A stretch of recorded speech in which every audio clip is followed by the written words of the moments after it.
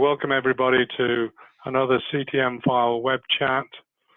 Today we've got Dean Sorensen talking about new cash flow forecasting opportunities. Dean is working in the space of the integrated business planning collaborative, and he's got colleagues around the world, and he's got some new insights for us in terms of these four areas, cash flow opportunities. The first one we're going to look at is integrating cash flow forecasting into the financial and operational planning. Dean, what does this mean? What would it mean to a corporate treasurer if they did this? Integrating into financial and operational planning means a couple of things.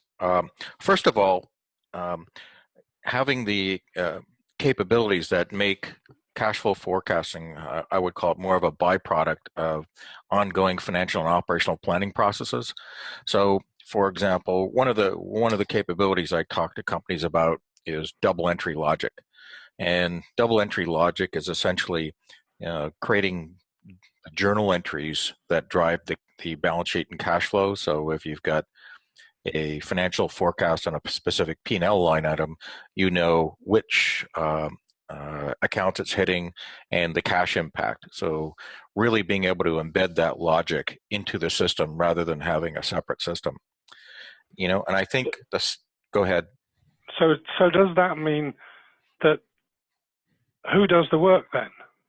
Well, I think what ends up happening is that the work ends up being distributed across the organization. So rather than having people in finance do a lot of that, you'd have people across the enterprise more actively involved in cash flow forecasting. So we're really moving into the second area of distributing the ownership of the forecasting and the planning. But I'm only interested in what happens in the UK, or I'm only interested in Norway. How do you manage this to make sure you get collective working together? Well, I think that's how you construct these models. So one of the things that happen when I talk about the integration, ultimately what integration means is that you're able to define the resources required to run in a business from an operational perspective. And the way that's done is by having operational models that people on the front lines can use. So for example, if I'm running a production plant, one of the things that the model does is predict, what materials do I need and when I need them. So with that information, just applying what I call the double entry logic. So the person on the front end doing procurement planning is by definition doing cash flow planning relating to the procurement of goods. And just this is a really good example just in terms of procurement. I mean, you've got 50 buyers around the world managing purchases from umpteen number of different suppliers. They're the ones that are maintaining the assumptions about things like what are the days in receivables by vendor. It could be by vendor by shipping plant, and what currency are we working in, and by virtue of all this, because I can plan across entities, I can also not only do cash flow forecasting, I can do receivable processing with the same sort of logic by country, and one of the byproducts of all this is the ability to do FX forecasting by country. So, and all of this does that mean there's new models? A lot new models.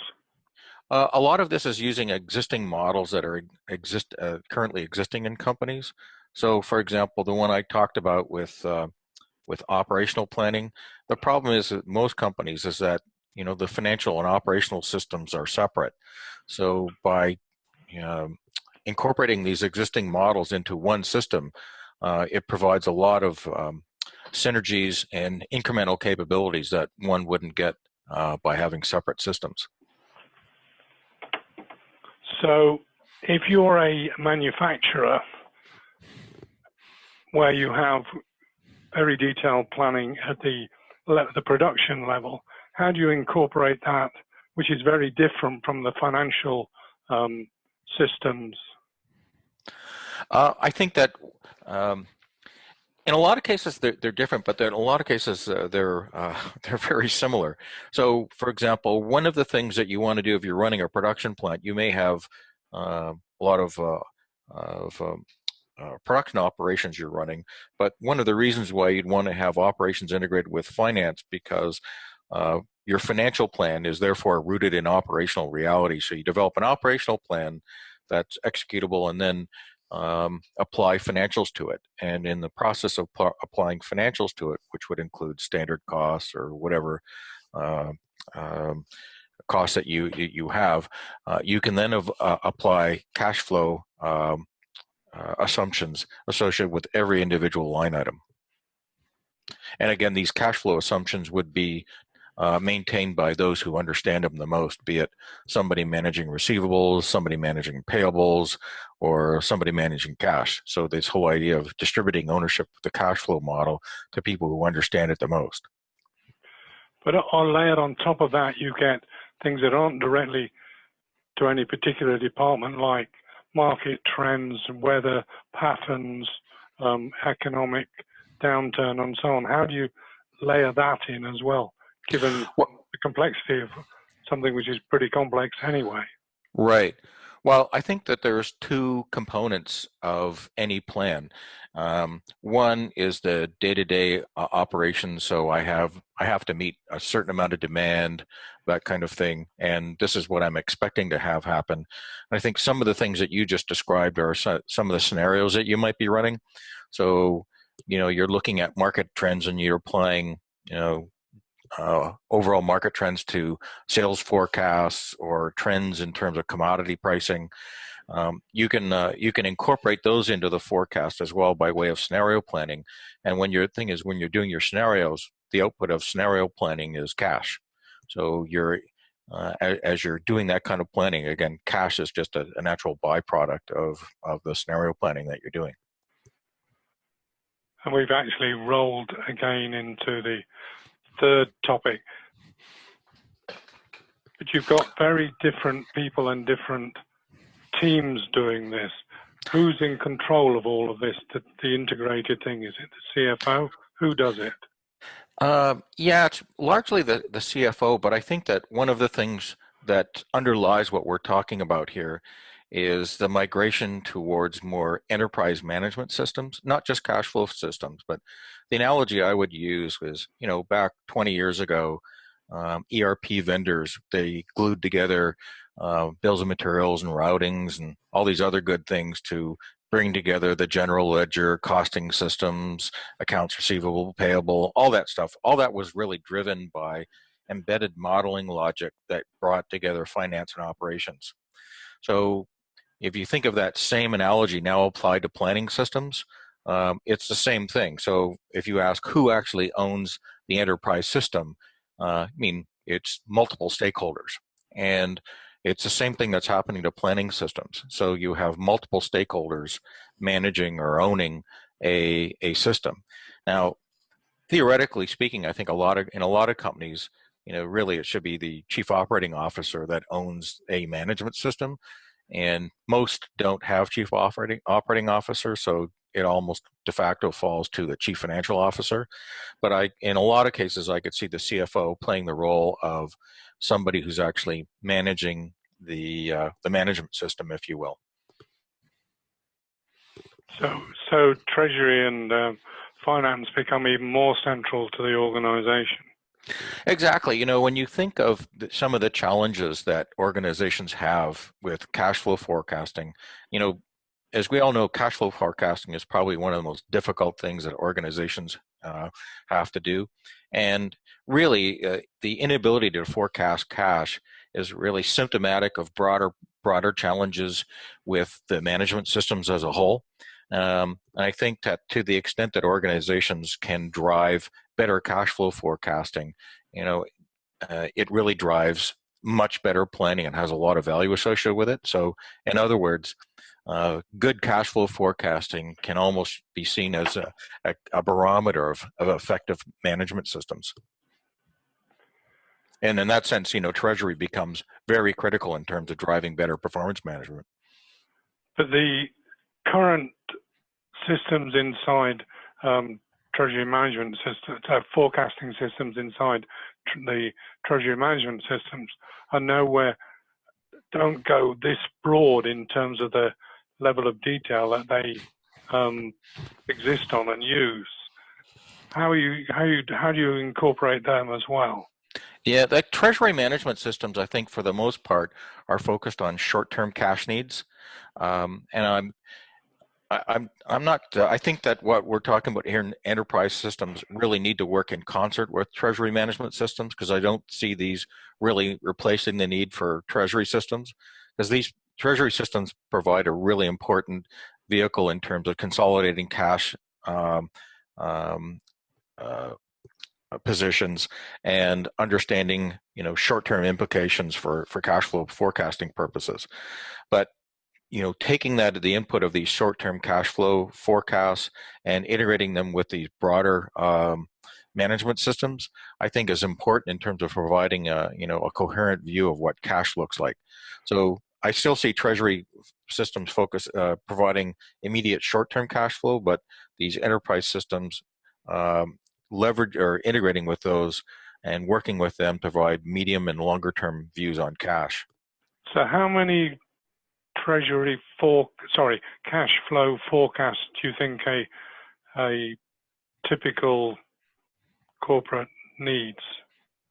Well, I think that they really mirror how organizations plan. So, you might have like an 12 to 18 month rolling forecast that that provides monthly views on cash, and then you might have something that's a more longer term one that looks out in terms of quarters or years or whatever, a more higher level model that with the same sort of collaborative capabilities that provides longer term views on cash, and with the same sort of, from a Treasury perspective, the same sort of natural byproduct of the forecasting process. So, in summary, you'd have a long-term one, a medium-term one, and of course, a day-to-day one. And there's always a problem of making them tie up. I mean, several UK corporates have talked about the need to ignore some of the long-range forecasting because they just have to get a sensible Treasury forecast. Right. It's bringing those together. Is it possible? Yes, I believe it is, because I think that the with the right modeling logic in some of these broader in these newer integrated systems, you can take the insights and the models that are embedded into Treasury workstations and incorporate those into these newer systems and use that as a basis for going forward. So I think it's a very doable thing now in terms of being able to reconcile and integrate short-term and medium and longer-term cash flow forecasts. Oh, so then that inevitably brings us to the big question of establishing monthly rolling forecasts. You've been talking about for years about the need for rolling forecasts. Statoil used dynamic forecasting with a whole range of different rolling forecasts, sometimes from 5 weeks, sometimes 2 years, depending on which dynamic of the industry you're looking at, or Right. the dynamic of the company you're looking at. Is that essentially what other companies are going to have to do? I think that moving towards a rolling forecast will be where a lot of companies end up migrating to.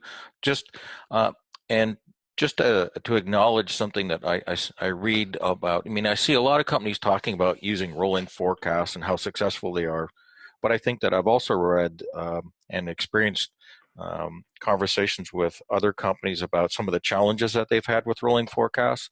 So it's not this panacea that I think that people are really painting. That there's a number of companies that have tried using rolling forecasts, but have actually given up on it because it just takes too much effort, and the forecast accuracy doesn't improve. And that's why these integrated systems, I think, play an important role in making rolling forecasts more of a reality. And just to make sure that we're on the same page here, I think there's kind of two types of rolling forecasts. There's one, I mean, a lot of companies can crunch the numbers. You can put together any sort of forecast you want and generate financial statements and cash flow. But the problem is, and the question is, are they really rooted in an operational reality? So in other words, how much value are they? So to me, we're rolling forecast. Yeah, exactly. So one of the things you want to have is like a financial forecast or a profit and cost forecast that actually reflects operational reality and therefore can drive, meaningful cash flow forecasts. And not only that, you want to be able to have one that can actually support good scenario planning. We mentioned this before, but if you look at traditional EPM systems, most of them are kind of EPM. These are kind of like the traditional performance management systems. Like, okay, I don't want to mention any specific vendors, but the traditional ones that are being discussed that do financial planning and budgeting and forecasting, that kind of stuff.